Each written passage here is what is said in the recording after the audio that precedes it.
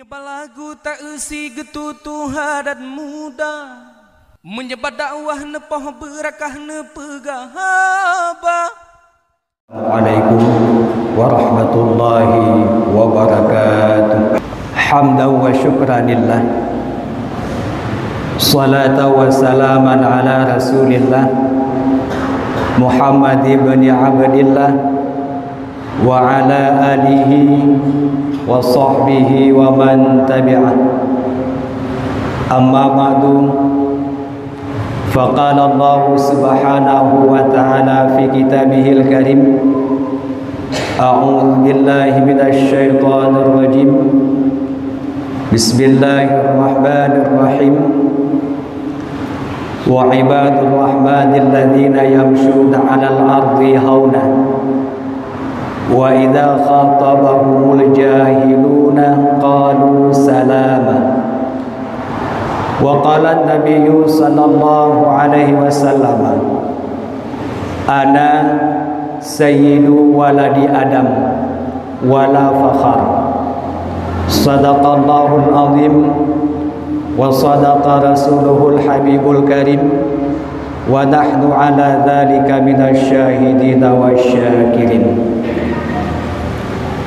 Abu Imam Masjid yang kami muliakan, para ketua pembangunan masjid, ketua bersama anggotanya, badan kemakmuran masjid, juga ketua bersama pengurusnya, abu-abu, tungku-tungku sidang jamaah Jumat yang dimuliakan Allah Subhanahu wa ta'ala. Hadirin yang dimuliakan Allah, pada kita manusia memiliki salah satu daripada dua sifat yang berbeda namanya dan juga berbeda fungsinya. Dua sifat itu memiliki kesamaan huruf pada awalnya, sama-sama hurufnya, tetapi beda kalimatnya sehingga beda artinya. Dua huruf itu adalah dua T. T yang pertama bisa kita umpamakan ibarat sebuah pakaian yang lusuh, kumuh, tidak berharga, compang-camping, yang siapapun yang memakainya pasti terlihat tidak bagus.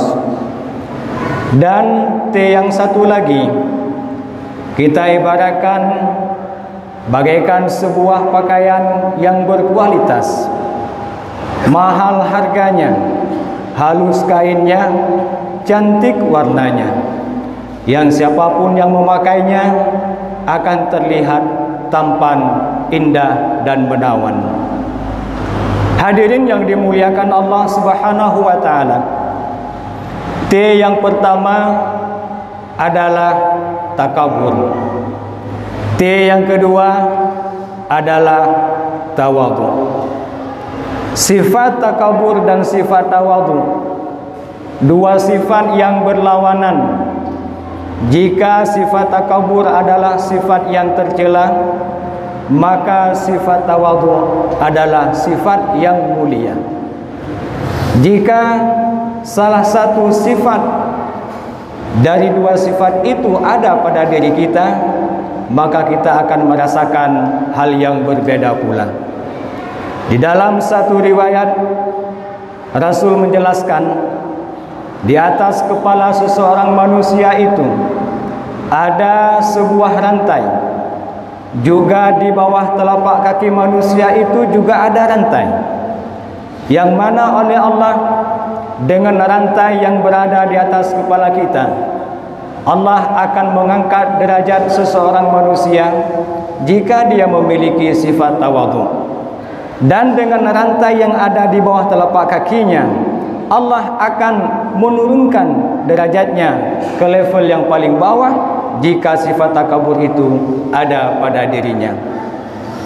Pepatah orang Aceh mengatakan, ujub temaah ria tekabu disinan yang le urang yang binasa. Jika sifat takabur itu ada pada diri manusia, maka tunggulah suatu kebinasaan dan kehancuran akan dihadapinya di masa-masa mendatang kehidupannya. Mari kita berkiblat, mari kita bercontoh, mari kita melihat sejarah di zaman-zaman dahulu. Bagaimana Allah membinasakan Kan'an anak Nabi Nuh karena dia menentang perintah, dia menentang ajakan ayahnya sendiri yang tak lain adalah Rasul pada ketika itu. Ketika masa Nabi Nuh terjadi banjir yang sangat besar. Banjirnya berlangsung sangat lama, 6 bulan waktunya. Dari tanggal 12 Rajab mulai turun hujan tanpa berhenti, kemudian menjadi banjir besar yang menenggelamkan gunung-gunung dan berakhirnya pada tanggal 10 bulan Muharram. Nabi Nuh memanggil anaknya, "Wahai anakku Kan'an, kemarilah engkau bersamaku. Kita tunggangi kapal ini untuk sampai selamat di daratan yang telah dijanjikan oleh Allah Subhanahu wa taala." Tapi apa dijawab oleh anaknya? "Wahai ayah, saya tidak akan pernah bersamamu. Saya tidak ingin bersatu dengan kapalmu, wahai ayah. Kapalmu belum menjamin keselamatan. Banjir ini memang besar, tapi saya akan naik ke puncak gunung yang sangat tinggi, maka gunung itu pun akan menyelamatkan saya dari banjir besar ini." Namun apa yang terjadi? Kan'an sendiri itu pun mati tenggelam, ditenggelamkan oleh Allah Subhanahu wa taala karena sifat takaburnya tidak mau menuruti dan mengikuti ajakan ayahnya.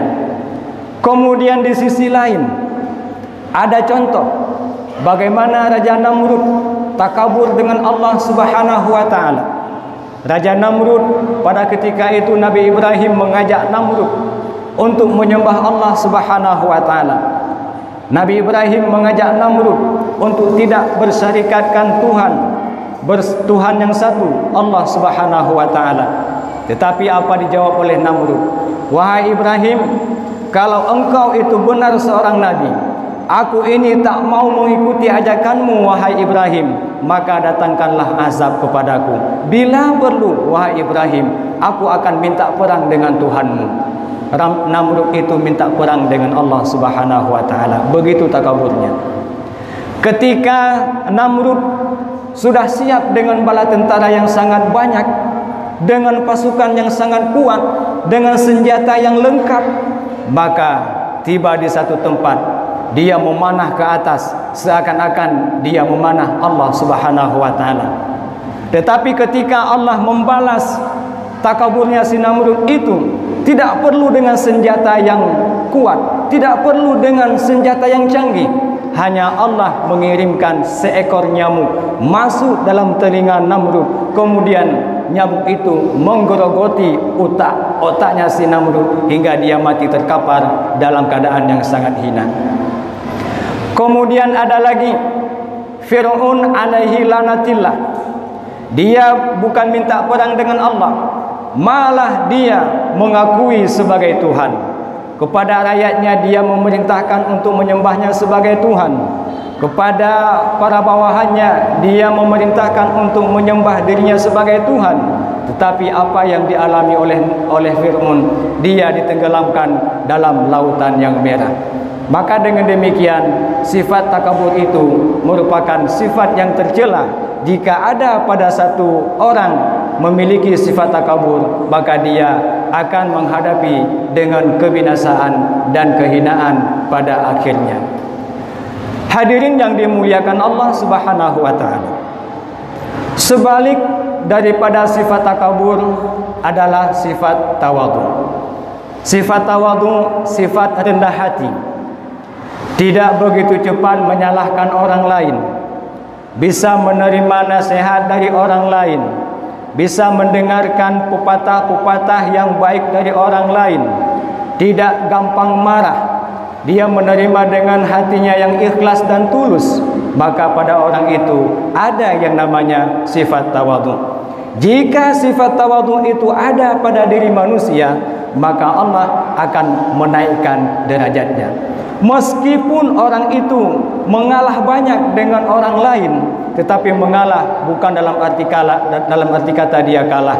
Mengalah hanya untuk mengikuti kata-kata yang baik, untuk mengikuti sifatnya yang mulia, yaitu sifat tawadhu. Maka dalam hal ini, bagaimana kita mencontohkan Rasulullah ketika Nabi Muhammad menyebarkan Islam di Taif. Orang Taif menentang begitu kerasnya terhadap ajakan Nabi Muhammad, sampai-sampai Nabi Muhammad dilempari dengan batu, diejek, dimaki-maki, dihina, dilontarkan dengan taik-taik onta. Ketika Jibril datang meminta kepada Nabi Muhammad, bertanya kepada Nabi Muhammad, "Wahai Muhammad, itu masyarakat Taif sudah menghinamu, wahai Muhammad. Sekarang katakan, wahai Muhammad, apa yang bisa kulakukan? Kalau perlu, bukit Uhud itu akan kuangkat tinggi-tinggi, kemudian kulemparkan ke atas mereka, agar mereka semuanya binasa, dan mereka tahu siapa dirimu sekarang, wahai Muhammad." Apa dijawab oleh Rasulullah? "Ya Jibril, jangan dulu. Mereka melakukan hal itu kepadaku karena mereka belum tahu siapa saya. Mereka belum tahu siapa Muhammad.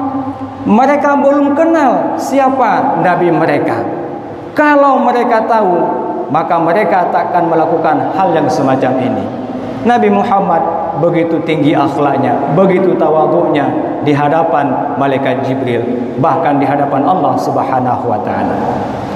Pada satu ketika Allah bertanya kepada Nabi Ibrahim, "Man anta ya Ibrahim?" Dengan semangatnya Nabi Ibrahim menjawab, "Ana Khalilullah." Saya ini kekasihmu, wahai Allah. Karena salah satu pangkat yang diberikan Allah kepada Nabi Ibrahim adalah Khalilullah, kekasih Allah. Di lain waktu Allah bertanya kepada Nabi Musa, "Wahai Musa, man anta? Siapa engkau, wahai Musa?" Kontan Nabi Musa menjawab, "Ana kalimullah." Saya ini ya Allah satu-satunya Nabi yang engkau berikan mukjizat tertinggi, dapat memahami kalammu, wahai Allah. Pada sisi lain Allah bertanya kepada Nabi Isa, "Wahai Isa, man anta? Siapa engkau, wahai Isa?" Maka Nabi Isa menjawab, "Ana Ruhul Qudus." Saya ini roh yang suci, wahai Allah. Tiga-tiga Nabi ditanya oleh Allah Subhanahu wa taala, memberikan jawaban yang begitu spontan, begitu semangat, tanpa berpikir panjang. Tetapi ketika Allah bertanya kepada Nabi Muhammad, "Man anta ya Muhammad?" Nabi Muhammad dengan lemah lembutnya, dengan sifat tawadhu'nya yang sangat tinggi, yang sangat mulia, maka Nabi Muhammad menjawab, "Ana ibnul yatim."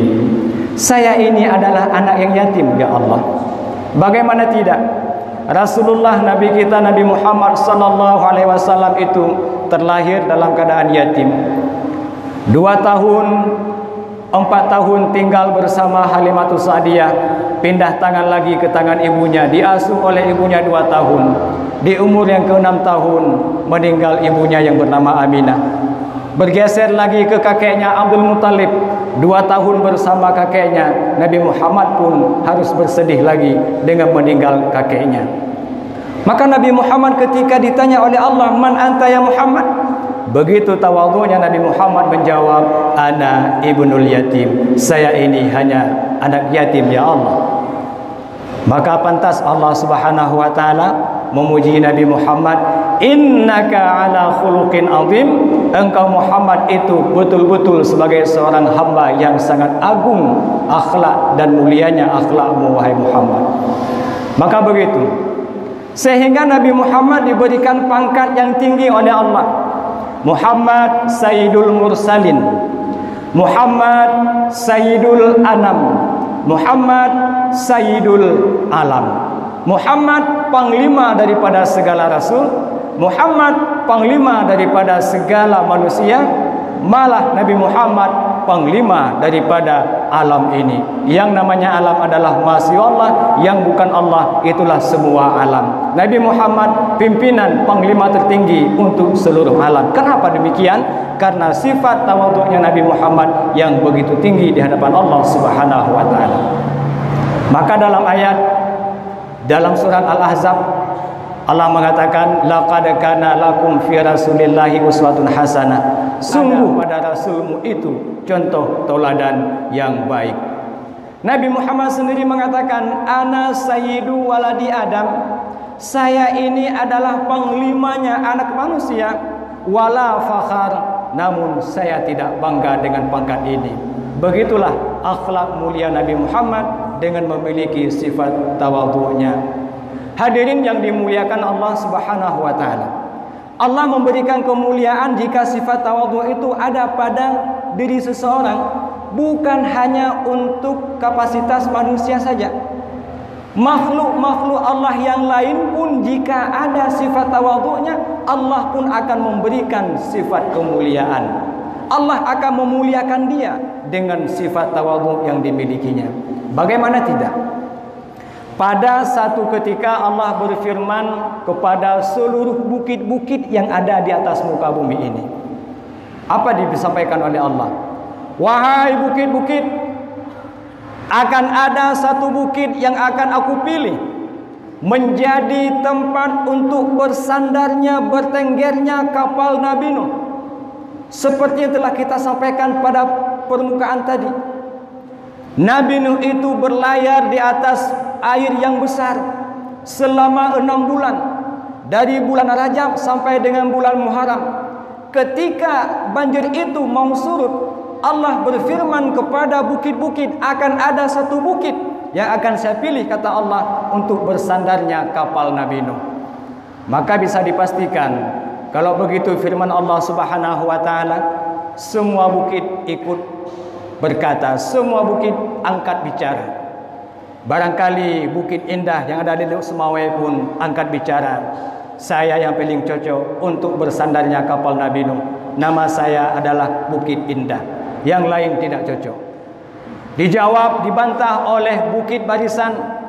Hai Bukit Indah, namamu memang indah, tetapi tempatmu tidak cocok. Kamu kecil. Coba tengok ke arah saya. Coba tengok ke saya. Saya berjejer dari ujung Banda Aceh sampai ke ujung Sumatera, berjejer, saya kuat. Maka kapal Nabi Nuh itu paling cocok di atas saya. Begitu semangatnya dia menjawab. Dijawab lagi, dibantah lagi oleh Bukit Yamaha. Hei Bukit Barisan, kamu memang kuat, kamu memang panjang, kamu memang luas, tetapi kamu tidak begitu kuat, kamu tidak begitu cepat. Coba tengok saya, nama saja saya Bukit Yamaha. Yamaha selangkah semakin maju di depan. Begitu mereka bersemangat dalam menjawab. Tetapi ada satu bukit yang tidak berkata apa-apa. Kalau memang di atas saya cocok bertenggernya, bersandarnya kapal Nabi Nuh, ya alhamdulillah. Jika memang Allah mentakdirkan bukit lain, ya tidak ada masalah, enggak apa-apa. Maka Allah memilih Bukit Judi. Allah mengabadikannya di dalam surat An-Nisa pada ayat wastawas alal judi. Allah menyandarkan kapal Nabi Nuh di atas sebuah bukit yang bernama Bukit Judi. Kenapa Bukit Judi yang dipilih oleh Allah Subhanahu wa taala? Mungkin pada Bukit Judi itu terdapat sifat tawadhu di hadapan Allah Subhanahu wa taala. Kemudian ada lagi binatang yang menyeramkan, binatang yang menakutkan bagi kita manusia. Namun dengan sifat tawadhu'nya, Allah menyimpan obat pada binatang tersebut, yaitu lebah. Lebah ataupun uno bahasa Aceh, siapapun orang akan takut jika digigit, jika dipatoknya kita dengan racun-racunnya, maka akan menyebabkan sebuah penyakit, akan menimbulkan bisa racun yang dapat menimbulkan penyakit terhadap kita. Begitu juga Allah berfirman, akan ada binatang yang saya pilih.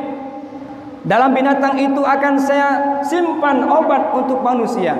Mungkin kupu-kupu angkat bicara, capung angkat bicara, binatang-binatang lain pun angkat bicara. Namun lebah dengan sifat tawadhu'nya kepada Allah Subhanahu wa taala, menyerahkan segala sesuatunya kepada Allah Subhanahu wa taala, dan lebahlah yang dipilih oleh Allah untuk disimpan madu di dalam lebah, yang madu itu selanjutnya menjadi obat yang sangat diincar di kalangan kita manusia. Maka begitulah hadirin yang dimuliakan Allah Subhanahu wa taala, kita kembali kepada konsep dasar. Kita sebagai manusia, jika kita ingin bahagia, jika kita ingin selamat dunia dan akhirat, maka bersikaplah dengan sifat tawadhu. Bagaimana Allah memuliakan orang-orang tawadhu, dan bagaimana Allah membinasakan orang-orang yang punya sifat takabur. Pilihan ada pada kita sendiri masing-masing. Jika kita ingin mulia di hadapan Allah Subhanahu wa taala, maka pilihlah sifat tawadhu. Jika kita ingin binasa di hadapan Allah Subhanahu wa taala, maka pilihlah sikap takabur. Mulai dari sekarang kita dapat bercontoh kepada Rasulullah, karena Rasul itu adalah sebaik-baik daripada manusia yang bisa dijadikan sebagai contoh. Milikilah sifat tawadhu agar kita berbahagia, dan buanglah jauh-jauh sifat takabur sehingga kita tidak binasa dunia dan akhirat. Mungkin ini saja yang dapat khatib sampaikan. Terima kasih atas segala perhatian dan mohon maaf atas segala kekurangan. Mari sama-sama kita memasuki dalam prosesi pembacaan rukun doa al-khutbah, di mana ada kesalahan dan kesilapan mohon untuk ditegur dan dapat kita perbaiki sama-sama.